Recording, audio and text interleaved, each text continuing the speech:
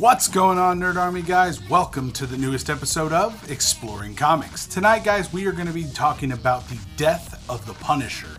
Now, this, guys, is one of my favorite Marvel moments within the last 20 years. It's actually had some pretty heavy-duty moments and is a pretty cool story. So let's get right into it.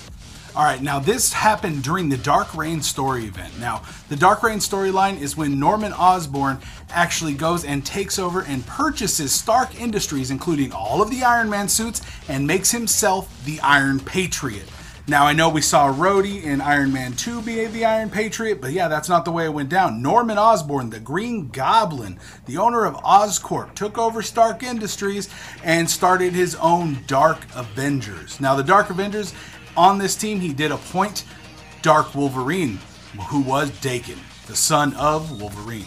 For more information on Wolverine and his son, check the annotations up here and in the description below. Now, one day, the Punisher would make an attempt on Norman Osborn's life, and in doing so, he pissed him off. So Norman Osborn did whatever he could, and he sent everything at the Punisher.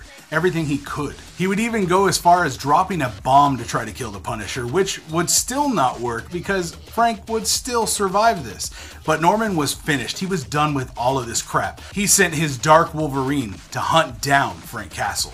Daken would begin his hunt, taking every precaution and hunting down the Punisher, just like a predator searching for his prey. We would see that Frank Castle had used Pym particles. He would use the Pym particles to shrink down and avoid the explosion, keeping him completely safe. Frank would use the Pym particles once again to grow back to normal size and begin to make his getaway. When he would hear, "Whoa!" and his first gut reaction, he turns around, grabs a trash can lid, and slams it into this guy's face like a G. Right at this moment, a bunch of glider troops show up and start chasing Frank down.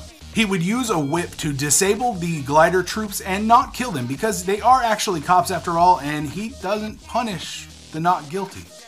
But they quickly become too much for him, and he actually escapes into a nearby sewer drain. Now, on his way into the sewer drain, he would be shot in the back of the leg, disabling him. So when he went into the drain, he would fall, landing on his hurt leg, instantly breaking his leg. But what he would do is stand up, be a badass, and test it to see if it can hold some weight, and it could, so he took off jamming. He started getting it going as fast as he could.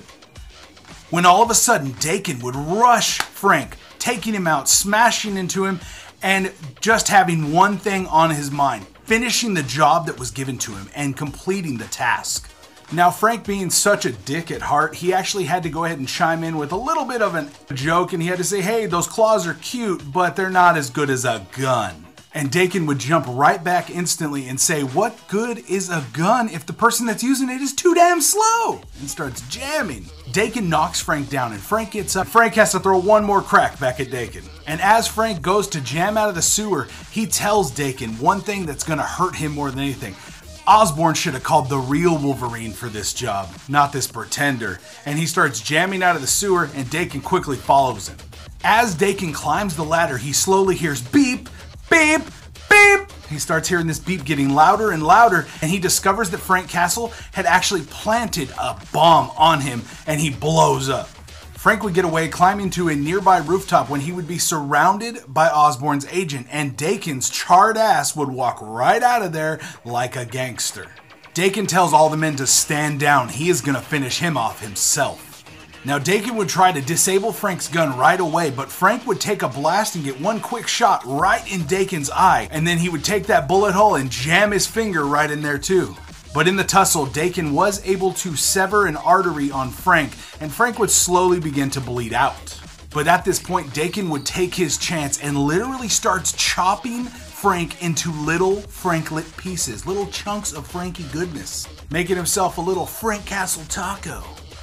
That is how the Punisher died. But guys, if you don't know, after this point, the Punisher would be reborn as Franken Castle, which is a pretty good story and a totally different character to talk about next time, guys. Let me know your thoughts on the death of the Punisher. What'd you guys think about this story? Did you guys like this video? All in all, let me know in the comments below. Make sure you guys subscribe to the channel so you can keep up with all the videos we put out every week. And I will see you guys next time on another episode of Exploring Comics. All right, guys, peace out.